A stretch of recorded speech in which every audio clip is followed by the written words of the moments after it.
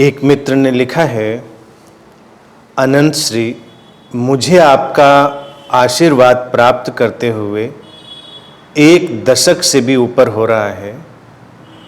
शुरुआत में मेरे मन में प्रश्नों का एक बवंडर सा चलता था और मन में बहुत उथल पुथल और बेचैनी रहती थी, पर अब मन में न तो कोई प्रश्न उठता है और न ही कोई बेचैनी है। अब आपके पास आकर बस बैठने की केवल प्यास रहती है। ये कोई उदासीनता तो नहीं है? कृपया मार्गदर्शन करने की कृपा करें।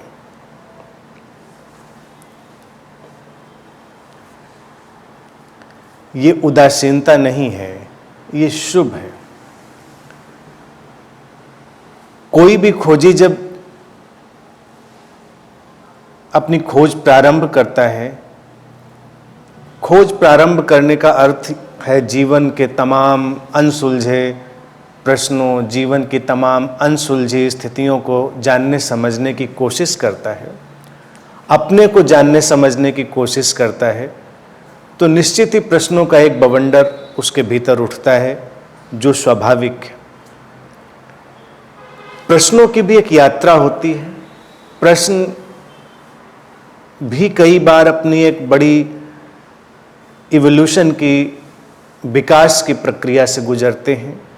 जिज्ञासा से शुरू होते हैं तमाम प्रश्न, उनमें केवल एक जिज्ञासा ही शामिल होती है और फिर जिज्ञासा से आगे बढ़ते बढ़ते वो जीवन की गहरी प्यास से भरते हैं, जिसको अध्यात्म में मुमुक्षा कहते हैं, उससे भरते हैं और फिर वो गहरी प्यास ही मौलिक रह जाती है।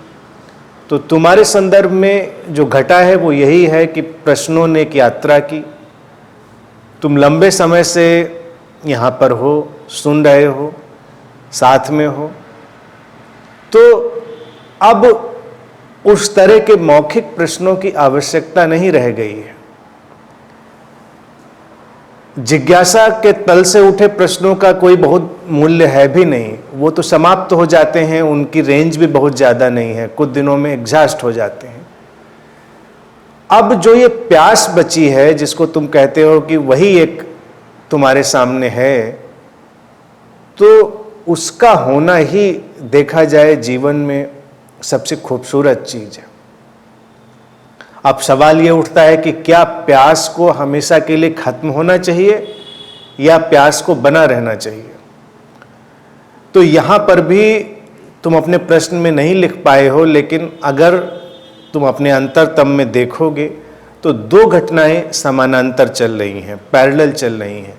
तृप्ति भी है और प्यास भी है, सेटिस्फैक्शन भी है और एक थर्स्ट भी है। जीवन ऐसे ही चलता है, क्योंकि जीवन में अगर पूरा का पूरा संतोष घट जाए, पूरी की पूरी तृप्ति घट जाए, तो फिर जीवन समाप्त हो गया। जीवन में विस्तार की कोई गुंजाइश, संभावना नहीं रह गई। और जीवन में होने का मतलब है कि वो हमेशा विकसित होता रहेगा, हमेशा नई संभावनाओं को तलाशता रहेगा। तो उस तल पर प्यास बची रहेगी और जीवन के तमाम तलों पर तृप्ति का जो धरातल है वो बढ़ता चला जाएगा। फिर एक प्रश्न ये भी उठेगा कि क्या जो लोग उस परम अवस्था को उपलब्ध माने जाते हैं, उनके भीतर भी कोई प्यास है? निश्चित ही प्यास का कोई तल वहां भी जरूर होगा।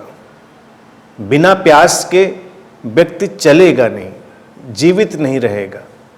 तृप्ति का तल बहुत बड़ा हो सकता है, लेकिन प्यास की कोई न कोई लकीर उसमें शामिल जरूर होगी। यही जीवन का नियम है। पूरी तरह से हर चीज का समाधान मिल जाना, तृप्ति मिल जाना, संतोष घट जाना, तो जीवन की समाप्ति है।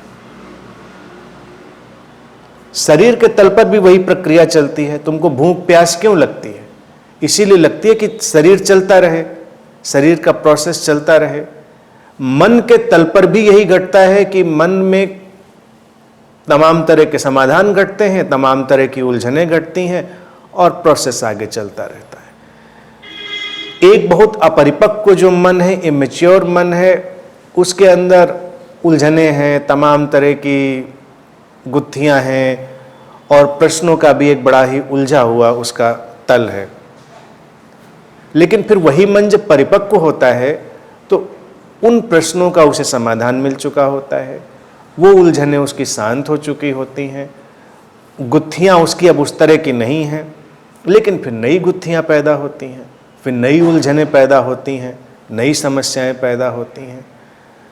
वर्बल से नॉन वर्बल की भी ये जर्नी हो जाती है, यानी कि शब्द से निशब्द तक की यात्रा हो जाती है। तो वही घट रहा है, वो सुंदर है। जीवन में जो इंटेंसिटी बनी रहती है, वो इंटेंसिटी इस प्यास की वजह से ही है। अगर ये प्यास खो जाए तो शुभ नहीं होगा। अब जैसे प्रेम के तल की ही तुम बात करो, तो प्रेम में क्या है? कोई कहे कि प्रेम में तो पूरी तृप्ति हो जानी चाहिए, होती है, लेकिन जितनी तृप्ति घटती है उतनी ही प्यास भी बढ़ जाती है, तो प्रेम जिंदा रहता है। अगर प्रेम के जो हमारे सामान्य तल हैं वहां भी कोई प्यास बचे ना, तो प्रेम भी समाप्त हो जाएगा और चलने की जो शक्ति है या अभिप्सा है या जो भी भावना है वो भी नहीं होगी, तो वो उदासीनता होगी। प्रेम के जगत में भी लोग इसी तरह उदासीन हो जाते हैं, साथ में रहने लगते हैं, फिर उनको लगता है कि ठीक है, हैं साथ में, कोई खास बात क्या है, कोई प्यास नहीं है उनके अंदर, मिलने की चाह भी नहीं है, साथ बैठने की भी कोई चाह नहीं है, तो उनको लगता है ये शायद बड़ा अच्छा तल आ गया है। लेकिन वो अब इंसुलेटेड हो गए हैं, यानी कि असंवेदनशील हो गए हैं, और तब उदासीनता आती है। सारे संबंधों में उदासीनता छाई हुई है और संबंधों के बिखराव की वो एक बहुत गहरी वजह है। अगर संबंधों में भी तृप्ति और प्यास का ये संतुलन चलता रहे तो संबंध हमेशा जीवित बने रहेंगे, नए बने रहेंगे, वो तरोताजा रहेंगे। ये एक बहती हुई नदी की तरह। अगर कहा जाए कि नदी तो बह गई अब, तो अब फिर बहना क्यों? यानी कि बहना तो जान लिया तुमने, फिर ये बार बार उसी तरह से बहने की कोशिश क्यों? क्योंकि वही तो जीवन है। निरंतर प्रवाह का बने रहना ही तो जीवन है। तो नदी की अपनी एक प्यास है, वो प्यास है बहे चले जाने की। तो तुम्हारे भीतर भी वही प्यास है, और ये जितनी जीवंत होगी, जितनी तीव्र होगी, उतना अच्छा है, उतना जीवन की संभावनाएं तुम्हारे लिए खुलेंगी, उतना नए नए तल प्रकट होंगे, और उतना ही तुम देखोगे कि संबंधों में एक मुक्ति है, संबंधों में एक अलग किस्म की मुक्ति है। गुरु और शिष्य के संबंधों में भी यही होता है। गुरु शिष्य के एक तरह के संबंध जो बहुत पॉजिटिव होते हैं, बांधने वाले होते हैं। शिष्य गुरुओं को बांधना चाहते हैं, गुरु शिष्यों को बांधना चाहते हैं। तुम यहां पर देखते हो कोई किसी को नहीं बांधता, तुम पूरी तरह मुक्त हो। इस मुक्ति के साथ भी तुम्हारे अंदर साथ होने की प्यास है, आने की प्यास है, वो जीवन की प्यास है। उसमें ऐसा नहीं है कि किसी को किसी से कुछ चाहिए, किसी को किसी से कुछ नहीं चाहिए, और धीरे धीरे तो ये तल तुम्हारे जीवन में भी आएगा और आ भी रहा होगा कि तुमको मुझसे भी कुछ नहीं चाहिए, जो मिलना है मिल चुका, तुम जानते हो जो मिलना है वो मिलेगा, लेकिन फिर भी प्यास है, फिर भी उत्साह है, फिर भी जीवंतता है, फिर भी वो प्रवाह है। तो वही तो जीवन का सौंदर्य है। तो ऐसे ही चलते रहो।